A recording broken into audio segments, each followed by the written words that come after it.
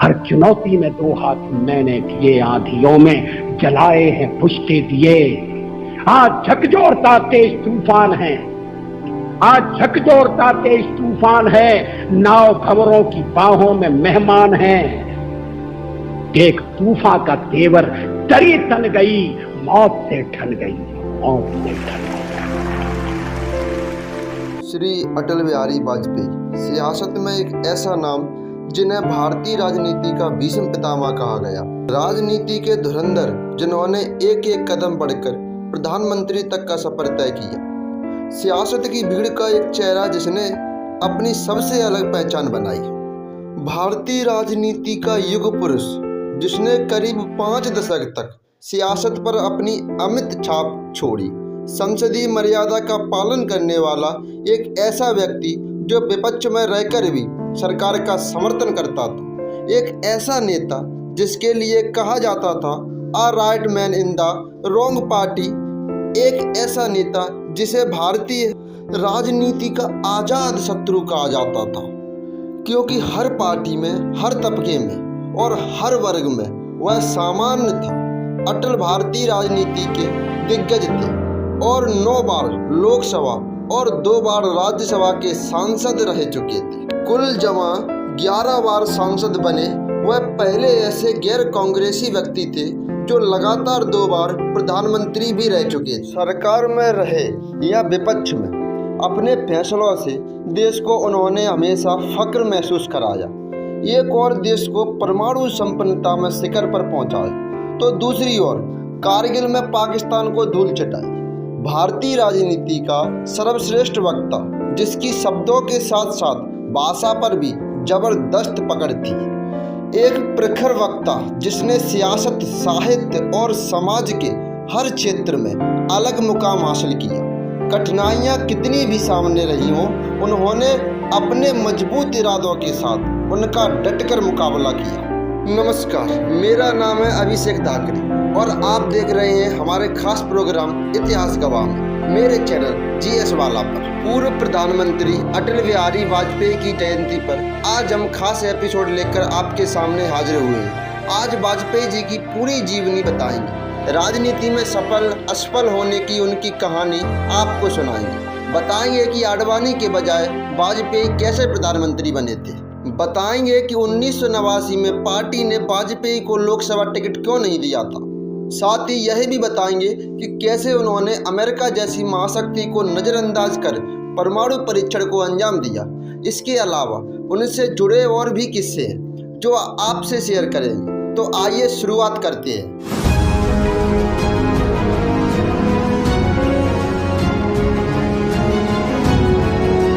25 दिसंबर 1924 को मध्य प्रदेश के ग्वालियर में जन्मे वाजपेयी के पिता कृष्ण बिहारी वाजपेयी पेशे से स्कूल टीचर थे। भाई बहनों में से सबसे छोटे अटल की स्कूली शिक्षा ग्वालियर में ही सरस्वती शिशु मंदिर से शुरू हुई। जब वह 10 साल के हुए तब उनका दाखिला उज्जैन जिले के बारनगर एंग्लो वर्नाकुल मिडिल स्कूल में हुआ, क्योंकि उनके शिक्षक पिता ट्रांसफर हो गए थे। उनकी बीए की शिक्षा ग्वालियर के विक्टोरिया कॉलेज में हुई, जो वर्तमान में लक्ष्मीबाई कॉलेज के नाम में भी तब्दील हो चुका है। सन 1945 में कानपुर के डीएवी कॉलेज में उन्होंने राजनीति शास्त्र से एमए दाखिला लिया। 1947 में एमए पूरी करने के बाद उसी साल और उसी कॉलेज में उन्होंने एलएलबी में दाखिला लिया। इसमें एक दिलचस्प बात यह थी कि उनके पिता कृष्ण बिहारी ने भी उनके साथ ही एलएलबी में दाखिला लिया, लेकिन इस कोर्स को बीच में ही विराम देकर अटल पत्रकारिता के क्षेत्र में आ गए। अटल जी सिर्फ कुशल राजनेता ही नहीं बल्कि साहित्यकार, संपादक, कवि और प्रखर वक्ता भी थे। उनकी भाषण शैली और उनके शब्दों का हर कोई मुरीद था। इसकी वजह थी अटल के पिता अध्यापक होने के साथ साथ हिंदी और ब्रज भाषा के प्रख्यात कवि भी थे। इसलिए भाषा का ज्ञान और कविता लिखने की कला उन्हें विरासत में मिली थी। अटल जी के इस हुनर की पहचान कॉलेज के दिनों में ही हो गई थी। विक्टोरिया कॉलेज में उन्होंने जब पढ़ाई शुरू की तभी से उन्होंने वाद विवाद की प्रतियोगिता में हिस्सा लेना शुरू कर दिया। कॉलेज में उनके भाषणों ने उन्हें वहां का हीरो बना दिया और बाद में उन्होंने पूरे देश में अपने कौशल परचम लहराया। अटल जी और छात्र जीवन से ही राजनीतिक गतिविधियों में गहरी रुचि थी। उनकी राजनीतिक कौशलता कॉलेज के दिनों में ही उभरने लगी थी। विक्टोरिया कॉलेज में पढ़ाई के दौरान अटल कॉलेज के संघ मंत्री और उपाध्यक्ष भी बने।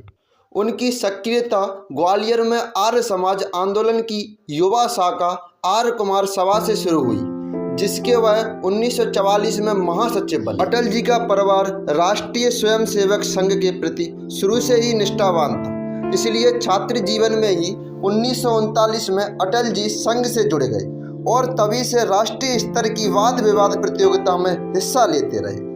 बाबा साहब आप्टे से प्रभावित होकर उन्होंने 1940 से 1944 के दौरान संघ के अधिकारी प्रशिक्षण शिविर में हिस्सा लिया और 1947 में प्रचारक बन गए, यानी इस साल वह संघ के पूर्णकालिक सदस्य बन गए। इसी साल भारत आज़ाद हुआ था और देश बंटवारे की त्रासदी से गुजर रहा था।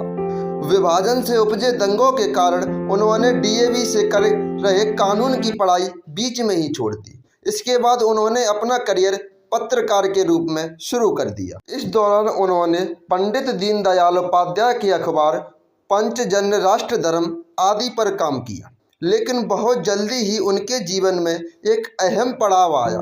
संघ के साथ 1939 में जुड़ने वाले अटल पत्रकारिता छोड़कर 1951 में राष्ट्रीय स्वयंसेवक संघ के पॉलिटिकल विंग भारतीय जनसंघ में शामिल हो गए। उन्हें पार्टी का राष्ट्रीय सचिव नियुक्त किया गया। असल में उसी साल 21 अक्टूबर को राष्ट्रीय स्वयंसेवक संघ ने दक्षिणपंथी राजनीतिक दल भारतीय जनसंघ की नींव रखी थी।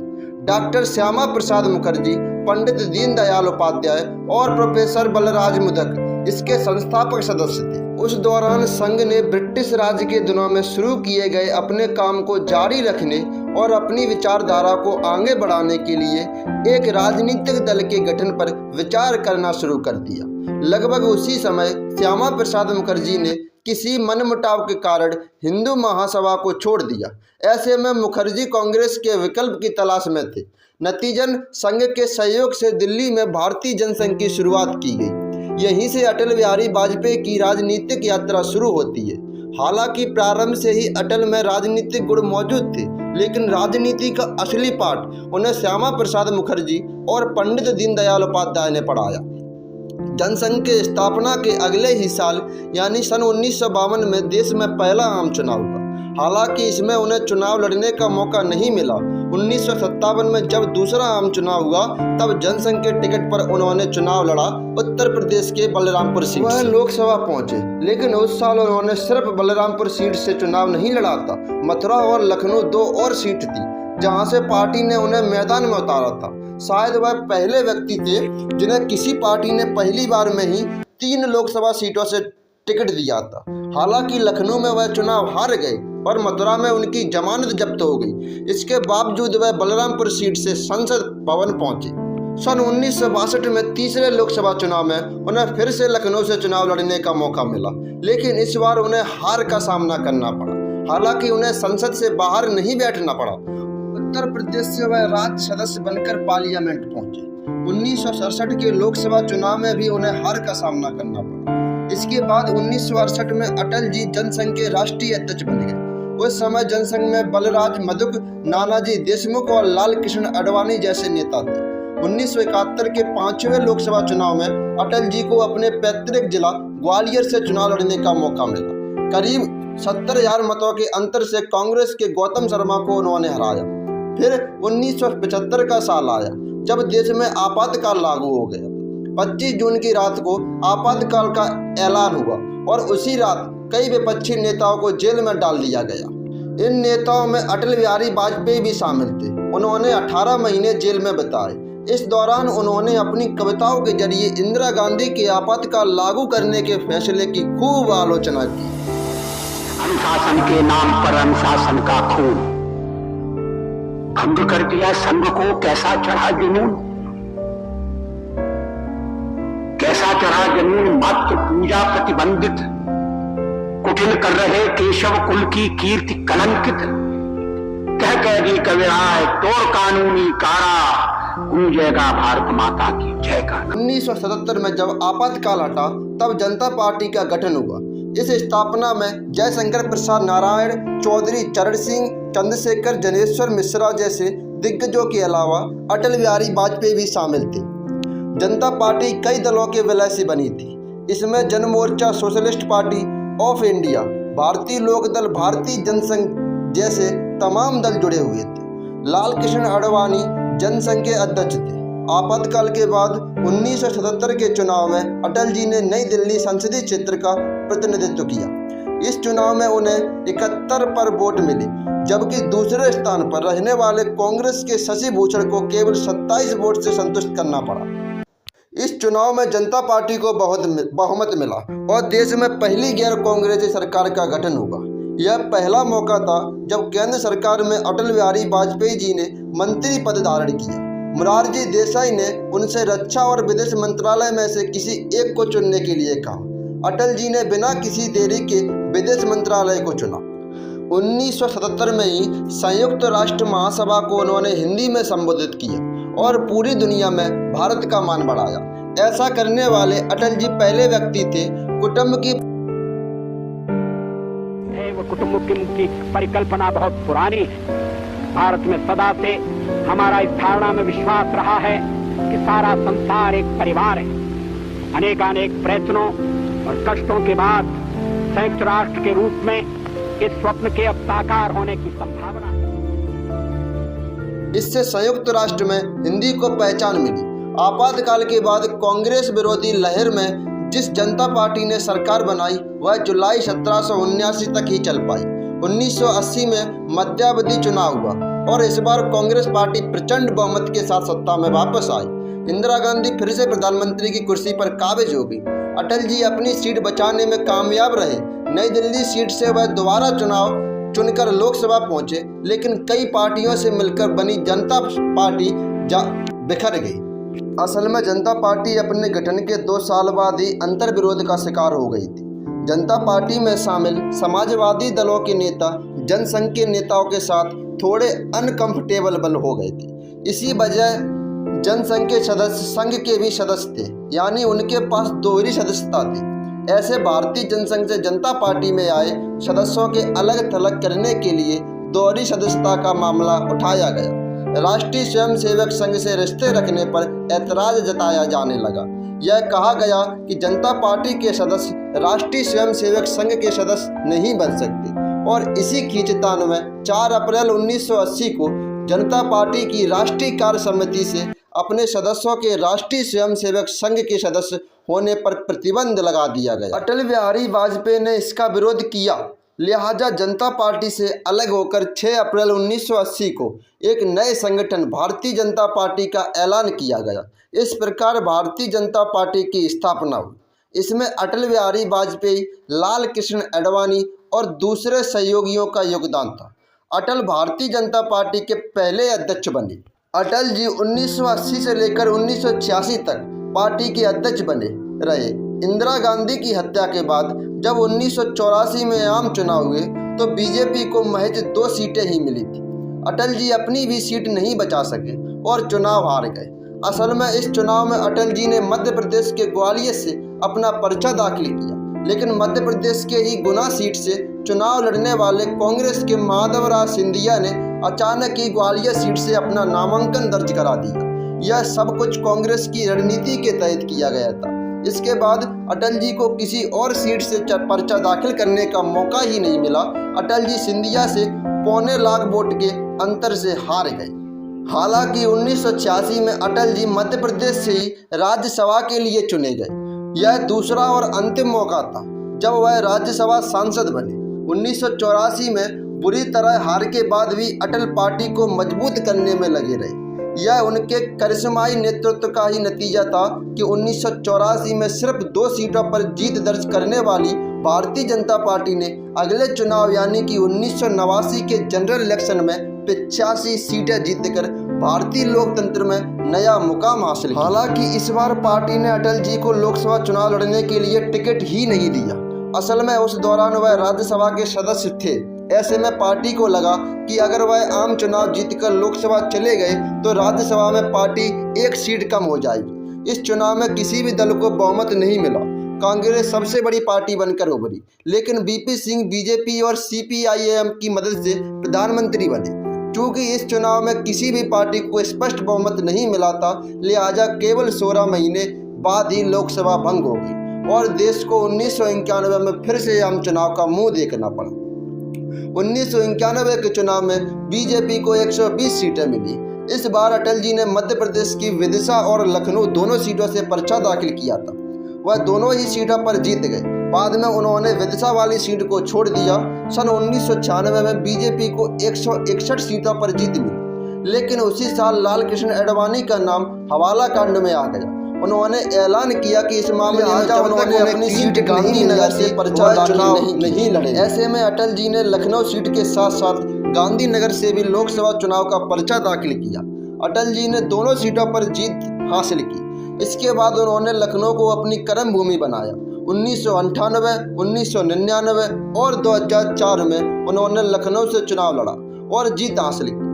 1996 के लोकसभा चुनाव में बीजेपी 161 सीटें जीतकर पहली सबसे बड़ी पार्टी बनी। सिंगल लार्जेस्ट पार्टी के नाते बीजेपी को सरकार बनाने का निमंत्रण मिला। 1994 में कर्नाटक और 1995 में गुजरात महाराष्ट्र में बीजेपी को जीत मिलने के बाद तत्कालीन अध्यक्ष लाल कृष्ण आडवाणी ने अटल जी को प्रधानमंत्री पद का उम्मीदवार घोषित कर दिया। हालांकि उस दौरान लाल कृष्ण आडवाणी बीजेपी के राष्ट्रीय अध्यक्ष थे। बावजूद इसके उन्होंने प्रधानमंत्री पद के लिए वाजपेयी जी को आगे किया। इसकी वजह थी कि राम मंदिर आंदोलन में आडवाणी ने बड़ी सक्रिय भूमिका निभाई थी। ऐसे में उनकी छवि एक हिंदूवादी नेता की बन गई थी। वहीं दूसरी ओर राष्ट्रीय स्वयंसेवक संघ से निकले होने के बावजूद वाजपेयी जी की छवि एक धर्मनिरपेक्ष नेता की थी। वाजपेयी को हमेशा ही एक साफ नेता के तौर पर देखा गया और उनके साथ कभी किसी तरह का विवाद नहीं जुड़ा हुआ था। वह सभी दलों और धर्मों से सर्वमान्य थे।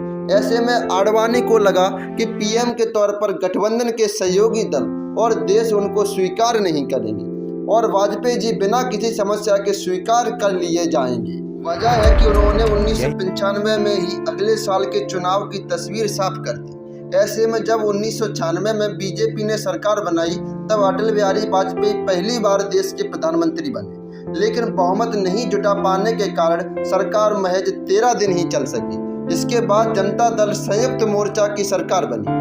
पहले एचडी देवगौड़ा और बाद में इंद्र कुमार गुजरात पीएम बने, लेकिन इनकी सरकारें भी बहुत दिनों तक नहीं चल सकी। लिहाजा देश को मध्यावधि चुनाव जाना पड़ा। 1998 में देश में लोकसभा चुनाव हुए। इस बार जनता ने अटल बिहारी वाजपेयी पर ज़्यादा भरोसा जताया। बीजेपी 182 सीट जीतकर फिर से सबसे बड़ी पार्टी बनी। अटल जी दूसरी बार देश के प्रधानमंत्री बने। इस बार उन्होंने कुछ दलों को साथ लिया और राष्ट्रीय जनता तंत्र गठबंधन यानी एनडीए की बुनियाद डाली। बनाने लायक बहुमत जुटाने के बाद वाजपेयी के नेतृत्व में राष्ट्रीय जनता तंत्र गठबंधन ने केंद्र में सरकार बनाई।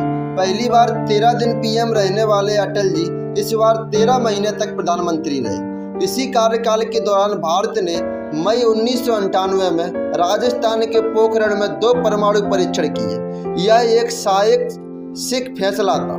यह दुनिया में एक नए और मजबूत भारत का उदय था। इस परीक्षण के सफल होने के साथ ही भारत की गिनती उन देशों में होने लगी जिनके पास परमाणु बम थे। दुनिया की महाशक्तियों में हड़कंप मच गया। भारत द्वारा कई परमाणु हथियारों के परीक्षण की देशों ने आलोचना की और अपमानजनक रुख अपनाया। अमेरिका समेत कई देशों ने भारत पर दबाव डालने के लिए आर्थिक प्रतिबंध तक लगा दिए गए। लेकिन अटल तो अटल थे। अटल ने इन परमाणु शक्ति संपन्न देशों की कोई परवाह नहीं की।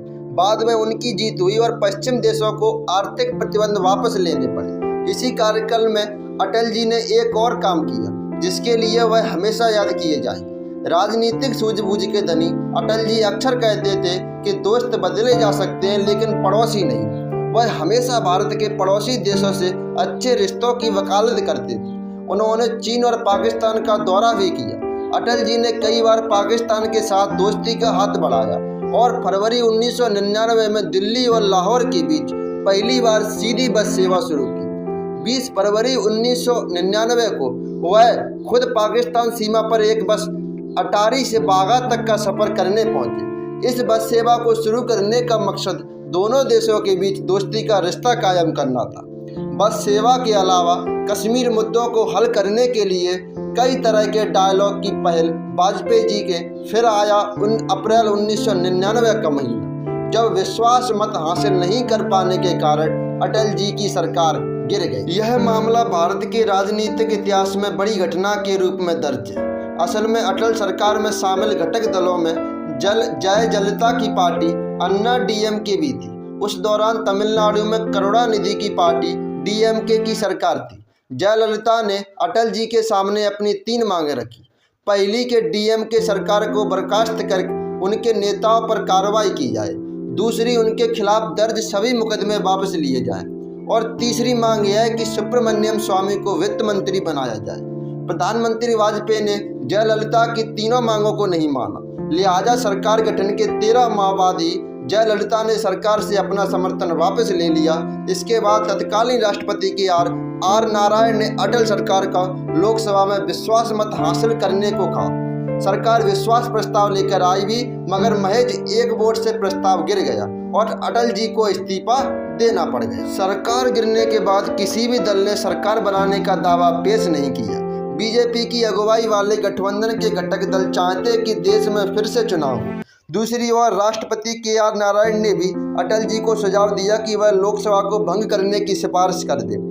ऐसा ही हुआ भी, लोकसभा भंग हो गई और देश में फिर से मध्यावधि चुनाव का ऐलान हो गया।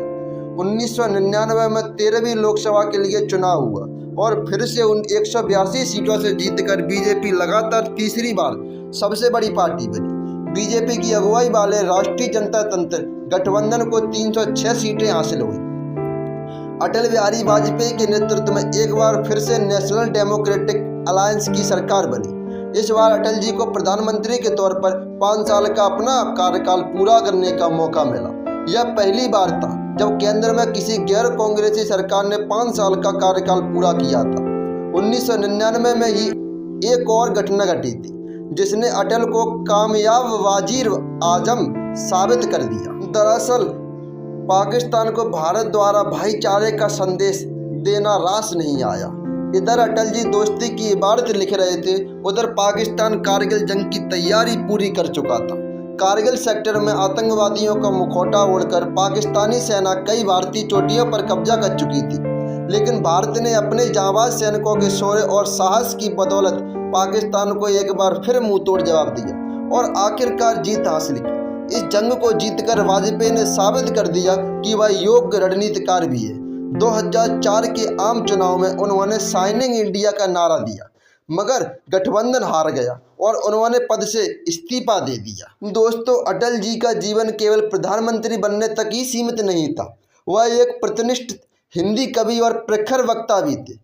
पार्टी पर लाल कृष्ण आडवाणी की ज़्यादा पकड़ होने के बावजूद वाजपेयी जी भी इसलिए पार्टी का चेहरा बने क्योंकि वह भाषण अच्छा देते थे। वह अच्छा बोलने के कारण ही छात्र रहते ही संघ में शामिल हो गए, जिसकी चर्चा मैंने शुरू में ही की थी। हार नहीं मानूंगा, रार नहीं ठानूंगा, मौत से ठन गई कदम मिलाकर चलना होगा। बगैर उनकी प्रसिद्धि पंक्तियां भी अटल जी ने भारतीय राजनीति में एक सौहार्द दृष्टिकोण बनाया और विभिन्न दलों को एक साथ आने को कहा, जिसमें राष्ट्र निर्माण में किसी भी प्रकार की बाधा न आ सके।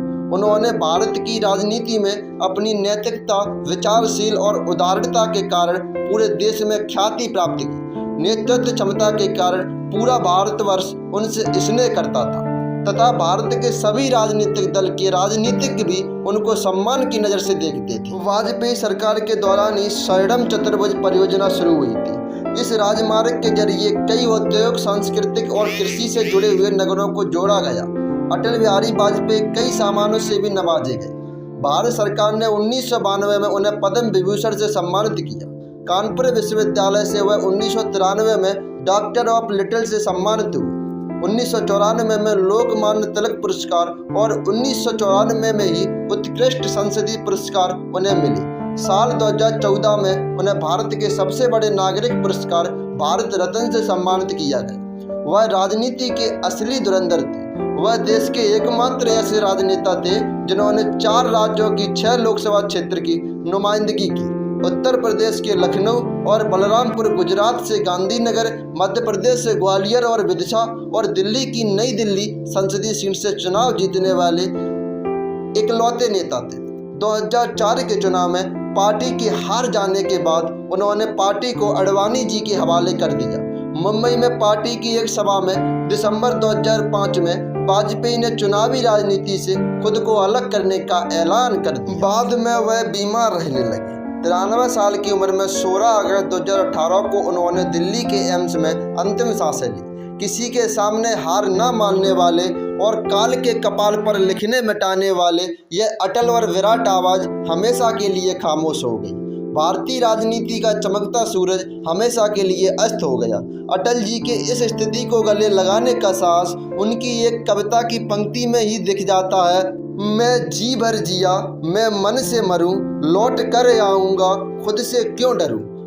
मैं मन से मरूं, मैं जी भर जिया, मैं मन से मरूं, लौट कर आऊंगा, कूच से क्यों डरूं। तू दबे पांव चोरी छिपे से ना, सामने वार कर फिर मुझे आजमा। मौत से बेखबर जिंदगी का सफर, शाम हर सुरमई रात बंसी का स्वर। बात ऐसी नहीं कि कोई गम ही नहीं, बात ऐसी नहीं कि कोई गम ही। बस इतना ही। अगली बार फिर किसी दिलचस्प कहानी से आपको रूबरू कराएंगे। आपको हमारा यह कार्यक्रम कैसा लगा और इसे लेकर आपके जो भी सुझाव या फीडबैक है उसे कमेंट बॉक्स में जरूर लिखें। हमें आपकी प्रतिक्रिया का इंतजार रहेगा। जय हिंद।